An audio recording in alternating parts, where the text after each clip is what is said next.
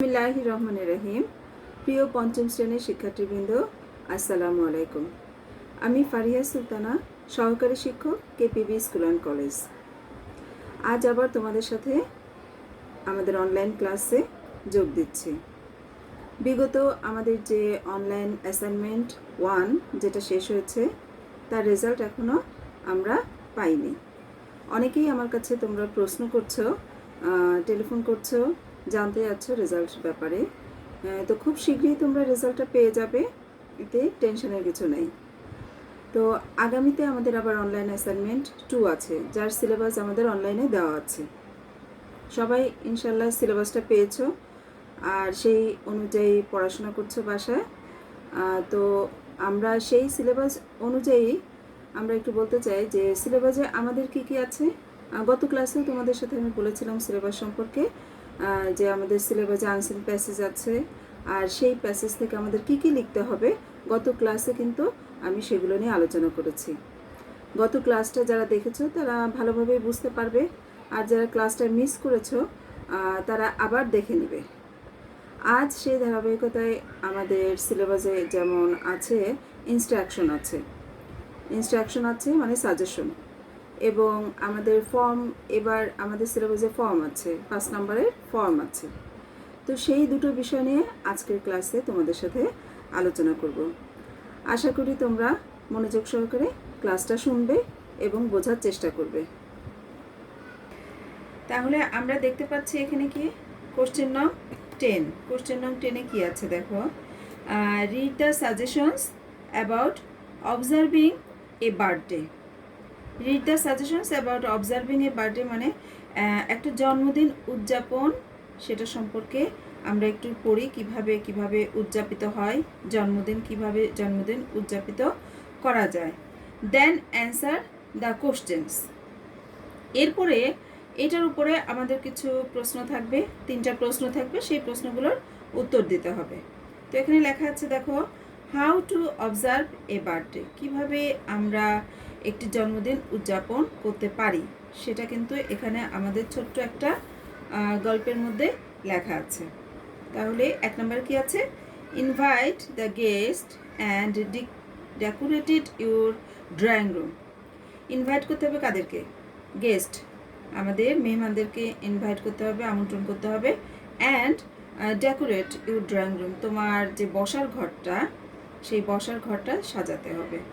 Number 2, place the birthday cake on the middle point of the room. তাহলে birthday কেকটা কোথায় বসাতে হবে? ঘরের একটা কোণায় না, এখানে কি লেখা আছে, যে ঘরে তুমি কেকটা কাটবে সেই ঘরে একেবারে মাঝ বরাবর কেকটা একটা টেবিলের উপরে বসাতে হবে। 3 number, place the candles around the cake. তাহলে এই যে কেকটাই গোল করে কি বসাতে বলেছে? মোমবাতি বসাতে বলেছে। আর আমরা তো আমাদের বইয়ে একটি গল্পই আছে, একটা প্যাসেজে আছে, সেখানে আমরা পড়েছি যে যার বার্থডে উদযাপিত হয় তার বয়স অনুযায়ী কি বসানো হয়? ক্যান্ডেল বসানো হয়, মোমবাতি লাগানো হয়। কারো 5 বছর বয়স হলে 5টা লাগানো হয়, কারো 10 বছর বয়স হলে 10টা লাগানো হয়। তো সেভাবেই কেকের উপরে গোল করে কি লাগাতে বলেছে? ক্যান্ডেলস, মোমবাতিগুলো। 4 number, cut the cake with the hand clapping and a song. Cut the কেকটা কাটতে হবে, সাথে কি করতে হবে?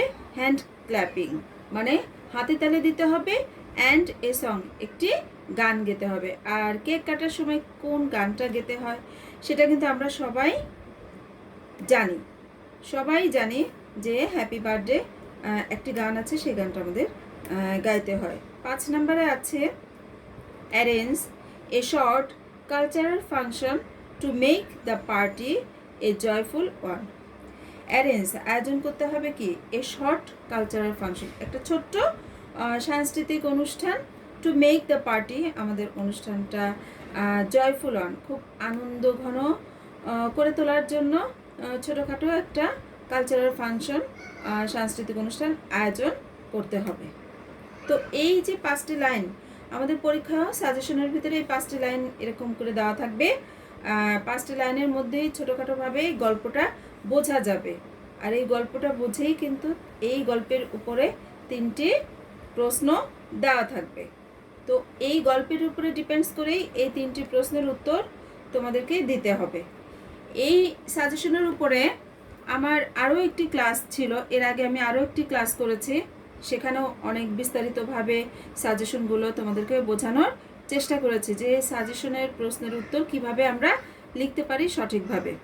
তো আজকে আবার করছি, কারণ অনেক স্টুডেন্ট আমাদের আগের ক্লাসগুলো মিস করে গেছে এবং অনেকে বলে যে আগের ক্লাসগুলো তারা দেখতে পায় না। এই জন্যই এই সাজেশনের উপরে আবার একটি ক্লাস ভালোভাবে নিলাম, যাতে তোমরা পরিষ্কারভাবে বুঝে নাও নিয়মটা, যে নিয়মটা আগে তোমাদের বুঝতে হবে যে সাজেশনে উত্তর লেখার নিয়মটা কি। শুধু এটার মুখস্থ করার কিছুই নেই, কারণ কোন সাজেশন তোমাদের প্রশ্নে আসবে সেটা তোমরা জানো না, এগুলো সবই আনসিন। এখানে তুমি মুখস্থ করতে পারবে না, তোমাকে অর্থ বুঝে মাথা খাটিয়ে উত্তরগুলো লিখতে হবে। তো এখানে দেখা যাচ্ছে 3টি প্রশ্ন আছে, এ বি সি। এ নাম্বারের প্রশ্ন যেটা, সেটার মান পাশে দেওয়া আছে কত? 1। বি নাম্বার প্রশ্নের মান দেওয়া আছে 2। সি নাম্বার প্রশ্নের মান দেওয়া আছে 3। এই 6 নাম্বার হচ্ছে আমাদের 10 নাম্বারের মার্কস। তাহলে এই এ নাম্বারের মান হচ্ছে 1, তার মানে এটার উত্তর তুমি একটা ওয়ার্ডেও দিতে পারো, আবার একটা লাইনেও দিতে পারো, অ্যাজ ইউ উইশ, তোমার ইচ্ছা। যদি তুমি একটা ওয়ার্ডেও দাও তুমি 1 নাম্বার পেয়ে যাবে, একটা লাইনে উত্তর দিলেও 1 নাম্বার পেয়ে যাবে। বি, এখানে 2 নাম্বার, যেহেতু 2 নাম্বার সেহেতু তোমার এই প্রশ্নের উত্তরটা যেভাবেই হোক তোমাকে 2 লাইনে বানিয়ে দিতে হবে। এই সাজেশনের উপরে তোমার এই নির্দেশনা, এখানে কিছু নির্দেশনা আছে, এই নির্দেশনার উপরে ডিপেন্ডস করেই উত্তরগুলো লিখতে হবে। সি নাম্বার আছে 3 নাম্বার মান, সি নাম্বার প্রশ্নের মান হচ্ছে 3, তাহলে এটা একটু বড় করেই লিখতে হবে, কিন্তু যদিও বড় করে লিখতে হবে সেহেতু 3 নাম্বারের মান সব থেকে বেশি এবং 3 নাম্বারে বড় করে লিখতে হলেও এটা সহজ বেশি। এটার নিয়মটা আমি তোমাদেরকে এখনই বলবো। তো আগে আমরা বাংলাটা দেখি যে এ নাম্বারের বাংলাটা কি। What is the most important day in your life? তোমার জীবনের সব থেকে গুরুত্বপূর্ণ দিন কোনটি? তো মানুষের জীবনের সব থেকে গুরুত্বপূর্ণ দিন কোনটি হয়? যেদিন সে জন্ম নেয়। এর থেকে গুরুত্বপূর্ণ দিন আর হতে পারে না, কারণ জন্ম মৃত্যুর থেকে গুরুত্বপূর্ণ দিন আর হতে পারে না। তাহলে এটা আমরা বুঝতেই পারছি যে এটা যদি 1 ওয়ার্ডে দিই আমরা, তো বার্থডে। আর একটা লাইনে যদি আমরা দিই তাহলেও এই প্রশ্নের ভিতর থেকে দিতে হবে, এখান থেকে শুরু করতে হবে। The most important day in you, এখানে ইউর লাইফ আছে, তুমি যখন উত্তর লিখবা তখন ইন আওয়ার লাইফ দিবে। ইন আওয়ার লাইফ ইজ তো এখানে দেওয়া আছে অক্সিলারি ভার্ব, উত্তর লেখার সময় এই ইজটা তোমাকে ব্যবহার করতে হবে। ইজ বার্থডে, শেষ, আমাদের এটার কাজ শেষ। বি নাম্বার আছে why should you arrange a cultural function after cutting the cake? কেকটা কাটার পরে কেন আমাদের উচিত একটি ছোটোখাটো সাংস্কৃতিক অনুষ্ঠান আয়োজন করা? তো কেন আমাদের পার্টিতে সাংস্কৃতিক অনুষ্ঠান আমাদের আয়োজন করতে হবে? কেন? আমাদের এই নির্দেশনায় কি আছে, সাজেশনে কি সাজেস্ট করেছে আমাদের? এখানে তো আমরা দেখতেই পাচ্ছি আমাদেরকে কি সাজেস্ট করেছে।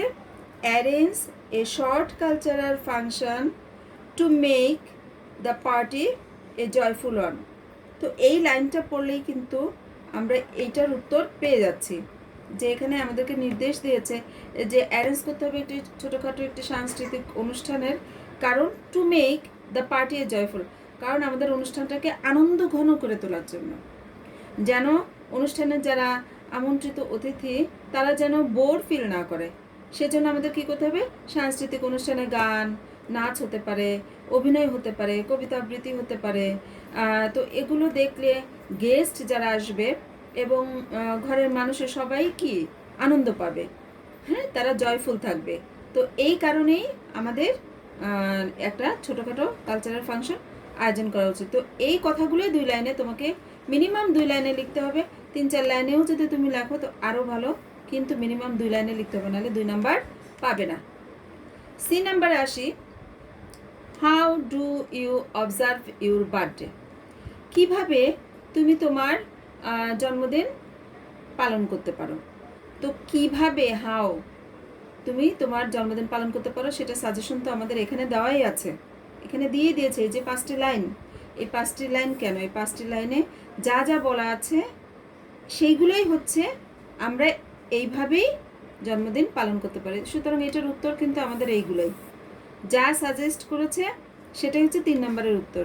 এর আগের ক্লাসেও সাজেশনের ক্লাসে আমি তোমাদেরকে বলেছি যে আমাদের সি নাম্বারের উত্তর খুবই সহজ, যা থাকবে শুধু তাই আমরা লিখে দিব, তাইলেই কিন্তু আমাদের এই সি নাম্বারের উত্তরটা হয়ে যাবে। এর মানও বেশি, আবার এটা সহজও বেশি, আমাদের বেশি মাথা খাটানোর দরকার নেই। যা সাজেশনে থাকবে তাই আমরা মাইসেলফে লিখে দিব। এখানে যদি মাইসেলফে নাও থাকে, এখানে যেহেতু মাইসেলফে নাই, কিন্তু আমরা সি নাম্বারের উত্তরটা এগুলোই লিখবো, মাইসেলফে লিখব। তো উত্তরটা আমরা কিভাবে লিখব সেটা এখন আমি তোমাদের সাথে আলোচনা করব। এখানে আমরা দেখো, এটা আমাদের এর আগে যে পৃষ্ঠাটা ছিল ওটা ছিল আমাদের কোশ্চেন পেজ, আর এটা অ্যান্সার শিট। উত্তর আমাদেরকে এইভাবেই লিখতে হবে, অ্যান্সার টু দ্য কোশ্চেন নং 10, এরপরে এ নাম্বার দিব, কোনো প্রশ্ন তুলাতুলি নাই, উত্তরটা লিখে দেবো। এর আগেও আমি বলেছি উত্তরটা কি হবে, the most important day is birthday in our life. আমাদের প্রশ্নটা ছিল আমাদের জীবনের মানে সবচেয়ে ইম্পর্টেন্ট ডে কোনটি। তো তুমি যদি শুধু বার্থডে দাও তাও হবে, the most important day is birthday in our life, এক লাইনে যদি লেখো তাও হবে, 1 নাম্বার পেয়ে যাবে। B number, we should arrange, ওখানে আমাদের প্রশ্ন ছিল যে কেন আমাদের কালচারাল ফাংশন আয়োজন করা উচিত। উই শুড, উচিত, শুড মানে কি উচিত, এটা আমাদের auxiliary verb. We should arrange a cultural function after cutting the cake, এই কেক পর্যন্ত, এই লাইনটুকু আমাদের প্রশ্নেই আছে। Cake two make the party a joyful one, এটা আমাদের সাজেশনের মধ্যে আছে।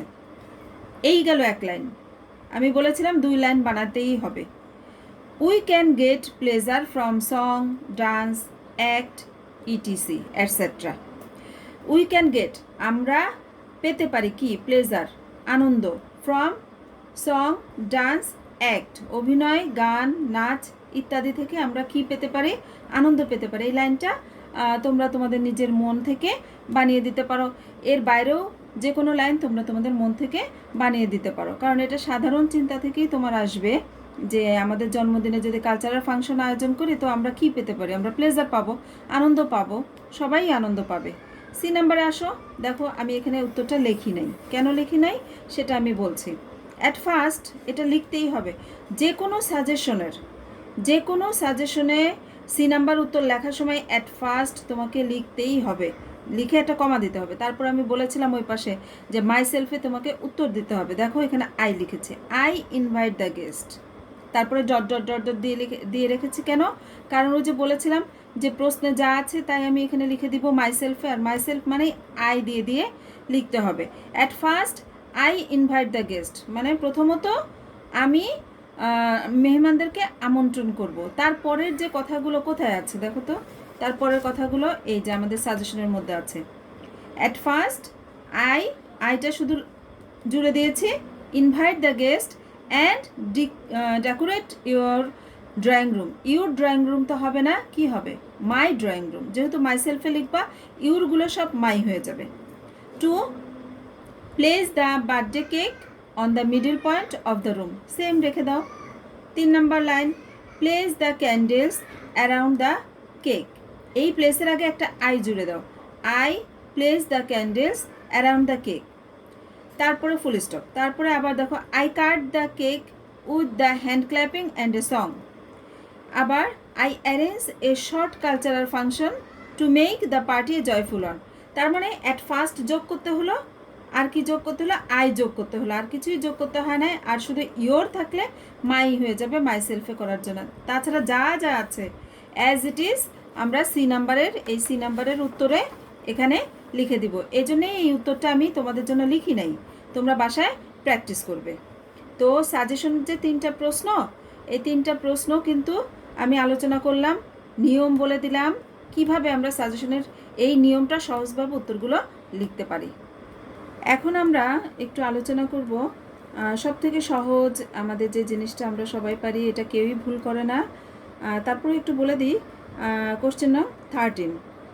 তো 13 নং কোশ্চেন আমাদের কি আছে, ফর্ম আছে। তো ফর্ম কিভাবে থাকবে, এখানে একটি বিস্তারিত বর্ণনা থাকবে, সেই তথ্যগুলো দিয়ে আমাদের এটা পূরণ করতে হবে। এতটুকুই শুধু কাজ। এটা প্রশ্ন আমরা পরীক্ষার খাতায় ঠিক এভাবেই একটি মানে ফর্ম আঁকবো, এভাবে যেভাবে আছে ঠিক সেভাবে আঁকবো। ফটো এখানে থাকলে এখানে ফটো লিখবো, সিগনেচার চাইলে এখানে সিগনেচার দিব।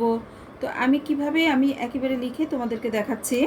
এখানে দেখো আমাদের এখানে আছে ইমাজিন দ্যাট ইউ আর আকাশ হোসেন। তুমি কল্পনা করো যে তুমি কে, তুমি এখন আকাশ হোসেন। তাহলে এখানে নাম চেয়েছে, এখানে নাম চেয়েছে, তাহলে তুমি কি তোমার নিজের নাম দিবে? নিজের নাম তো দিতে পারবে না, কারণ তোমাকে কল্পনা করতে হবে যে এখন তুমি আকাশ হোসেন। তো আমি নামটা লিখি আকাশ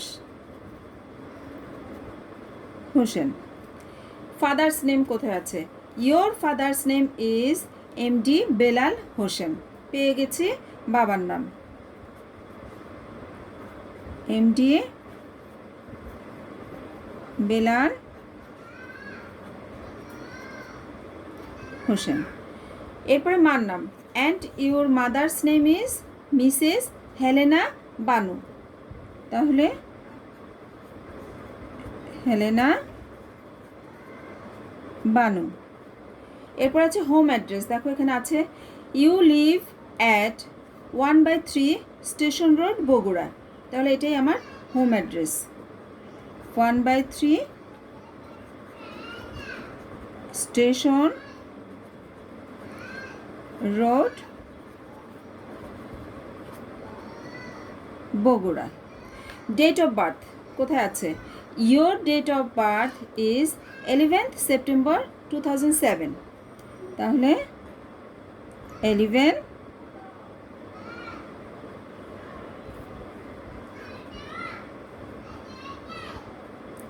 সেপ্টেম্বর 2007। এরপর কি কন্ট্যাক্ট নাম। এখন এখানে দেখো এখানে কোনো মোবাইল নাম্বার নাই, কোনো ফোন নাম্বার নাই, মোবাইল নাম্বার নাই, কিছুই নাই। তাহলে এখন এটা কোথায় পাবে? এটা তোমরা নিজের মন থেকে একটা কন্ট্যাক্ট নাম্বার বানিয়ে, যার যেটা মনে আসে একটা মোবাইল নাম্বার বানিয়ে লিখে দিবে। লিখে দিয়ে শেষ কাজ আমাদের কি, এখানে দেখো আছে সিগনেচার। তোমরা অনেকেই এই জিনিসটা ভুল করো, সবই ফিল আপ করো কিন্তু সিগনেচার দাও না।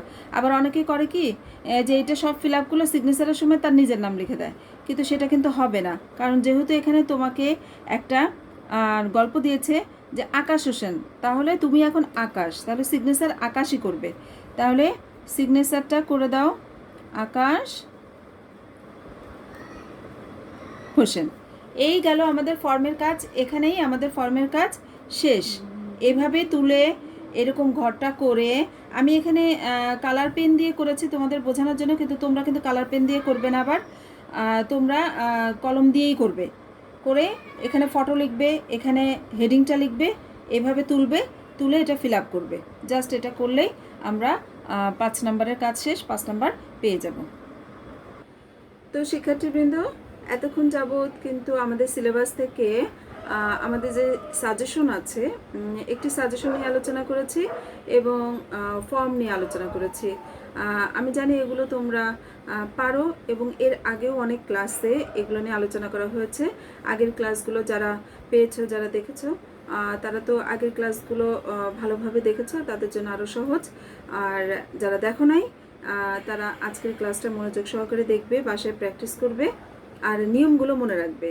এটা মুখস্থ করার কিছুই নেই, এখানে কিন্তু মুখস্থ করার কিছু নেই। যা যা আমি বলেছি আমার কথাগুলো মনে রাখতে হবে, আমার কথাগুলো মনে রেখে প্র্যাকটিস করতে হবে। ঠিক আছে? বই থেকে দেখে প্র্যাকটিস করতে হবে যে 1 নাম্বার প্রশ্নের উত্তর কিভাবে লিখতে হয়, বি নাম্বার প্রশ্নের উত্তর কিভাবে আমাকে লিখতে হবে, সি নাম্বার প্রশ্নের উত্তর আমাকে সাজেশনার কিভাবে লিখতে হবে। এই নিয়মগুলো আগে তোমাদেরকে মনে রাখতে হবে, তাহলেই সাজেশনের উত্তরগুলো অ্যাকুরেটভাবে তুমি লিখতে পারবে। এরপরে আছে 13 নম্বরের যে ফর্মটা বললাম, ফর্মটা তো খুবই সহজ।